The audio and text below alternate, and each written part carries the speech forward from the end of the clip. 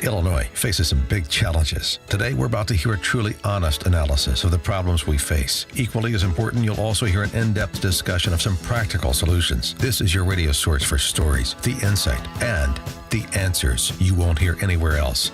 Not in the media and not coming from Springfield.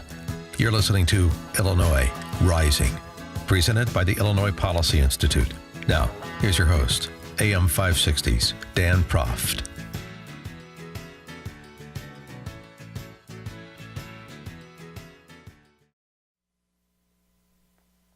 Welcome to this edition of Illinois Rising. Dan Proft, and my co-host this week is Austin Berg, writer with the Illinois Policy Institute, illinoispolicy.org. You can catch my act Monday to Friday, 5 to 9 a.m., Chicago's Morning Answer with Amy Jacobson. And Austin, big news this week on the front with the contract impasse between Governor Rauner and the state's largest public sector union, AFSCME, representing some 37,000 state workers.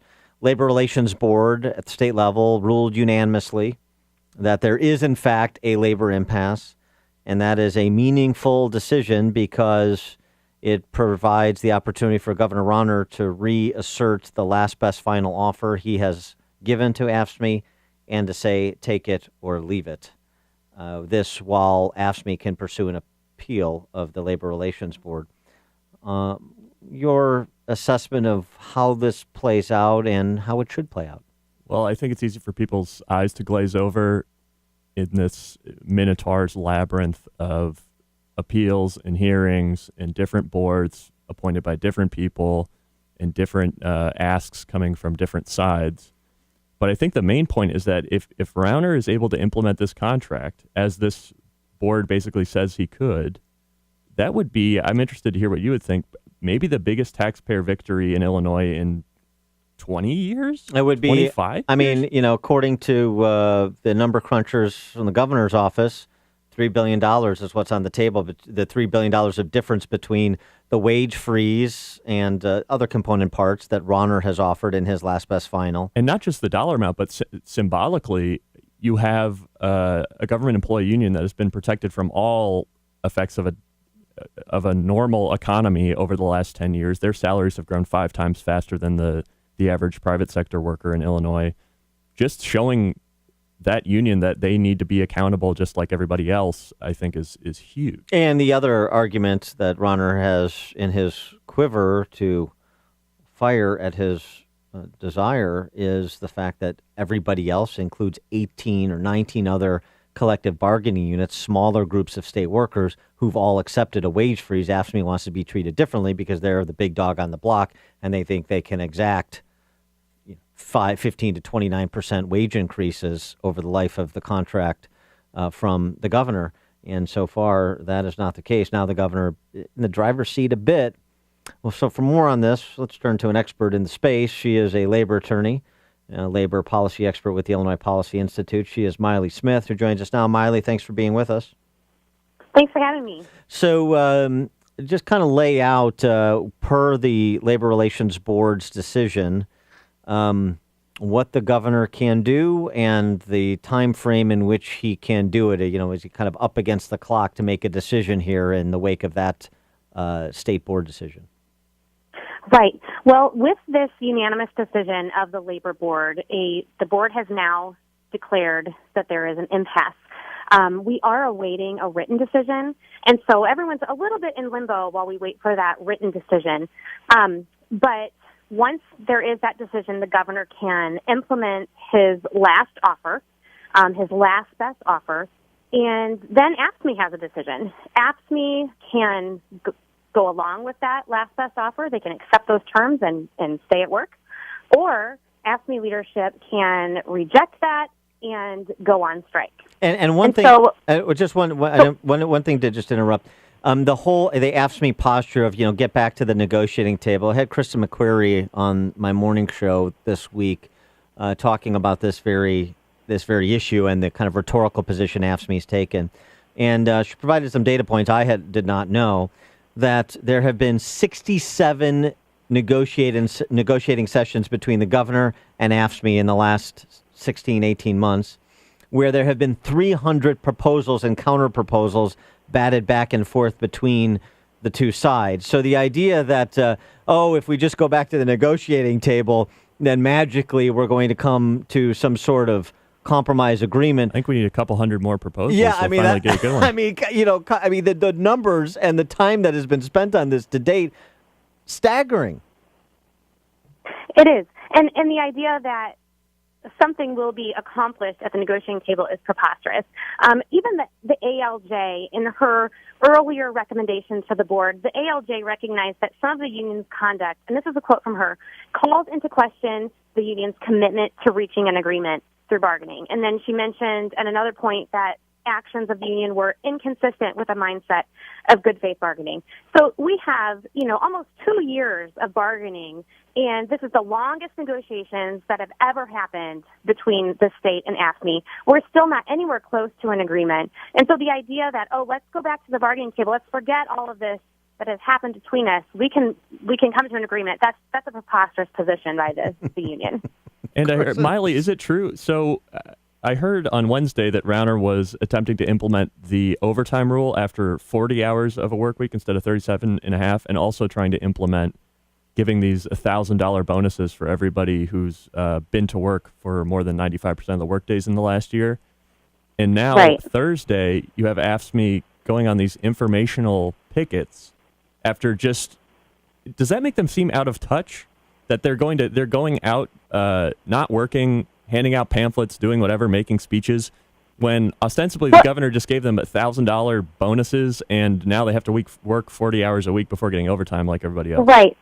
It certainly doesn't seem like the best public relations move to those of us who are in the private sector watching this going on.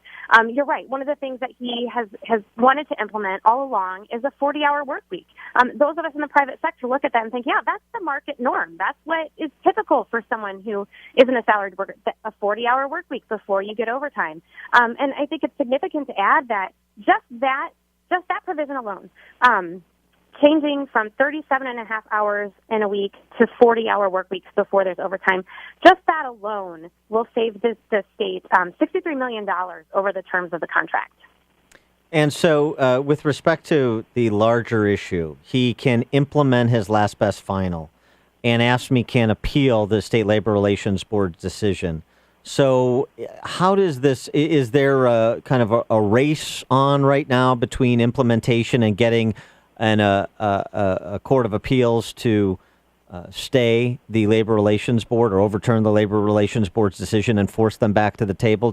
Tell us how this plays out legally. Sure. Well, what would typically happen in litigation, maybe not necessarily in this case, because I keep saying this, we are in a different position with an impasse in the state than we've ever been in. We've never been in this position with the state and AFSCME. Basically because we've always had governors who've kowtowed to AFSCME's demands and just caved. So we're at a new position. We've never seen this happen or how this juggles out.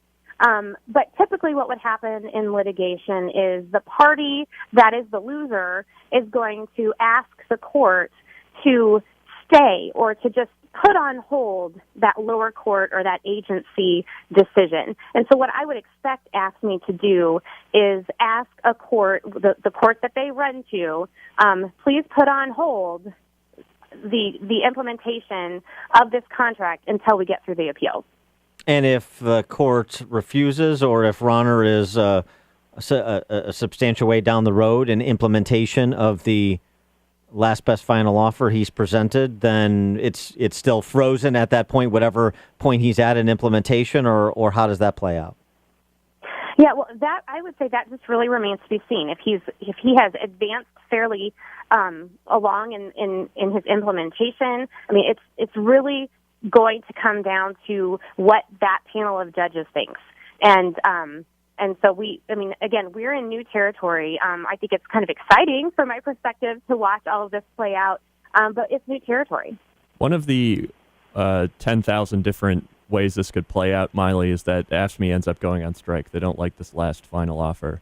And I think there's a lot of fear-mongering going on amongst just rank-and-file government workers, being afraid of what could happen during that, as well as taxpayers who think that the world's going to come to a halt should AFSCME strike. Could you lay out, just give a picture for people, what a strike would mean for an everyday government worker and everyday taxpayer in Illinois? Sure, yeah. There are a number of moving parts here, so let's just talk about the taxpayers first of all. State operations are going to continue. What the state can do, first of all, I know the state has already, they've mentioned this before, the state has already started creating contingency plans within the state agencies. So we know that there is planning going on, as to what to do if AFSCME workers walk out. So we know that there's some contingency planning going on. The state can hire workers. They can hire replacement workers. And so there is the possibility that new workers will be coming into the state and taking over some of these positions. So in terms of state operations, we may see some bumps, but state operations are going to continue.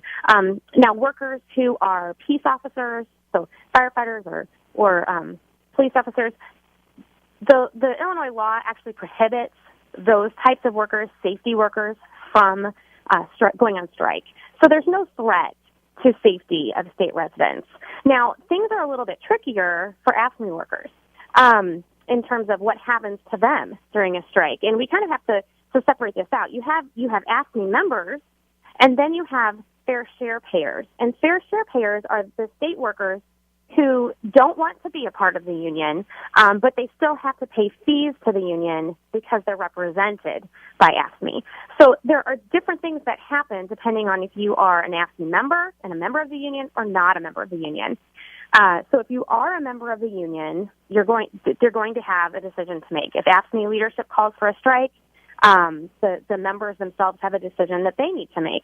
And the state has already estimated that if an AFSCME member walks out, if a member goes on strike, that would amount to about $8,000 a month in lost wages, additional health insurance contributions, state pension contributions. So they're walking out on their salary and the state's contribution to their benefits. Which says something about the need for a wage freeze. She is Miley Smith, labor attorney, labor policy expert at the Illinois Policy Institute. Miley, thanks so much for joining us. Appreciate it.